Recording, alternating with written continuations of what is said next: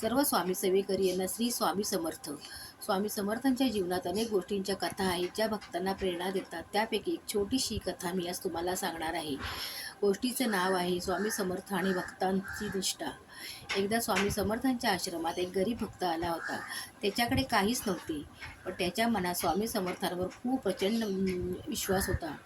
तो रोज आश्रमात यायचा आणि स्वामी समर्थांच्या दर्शनासाठी तासनतास थांबत असायचा. एक दिवस स्वामी समर्थांनी त्याला विचारले, बाळा, तुला काय हवे आहे?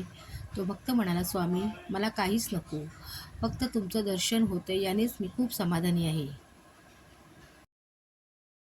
स्वामी समर्थ महाराज त्याची ही निष्ठा बघून खूप आनंदित झाले आणि त्यांनी त्याला आशीर्वाद दिला आणि सांगितले, तू कधीच कशाचीही चिंता करू नकोस, देव तुझ्या पाठीशी आहे. त्या भक्ताला नंतर आपोआप सुखसमृद्धी मिळाली. लोक म्हणत असत की स्वामी समर्थांच्या कृपेने त्याचे जीवनच बदलले. या गोष्टीवर आपण असे तात्पर्य घेतो की निष्ठा आणि भक्ती असे की ईश्वराची कृपा आपोआपच मिळते.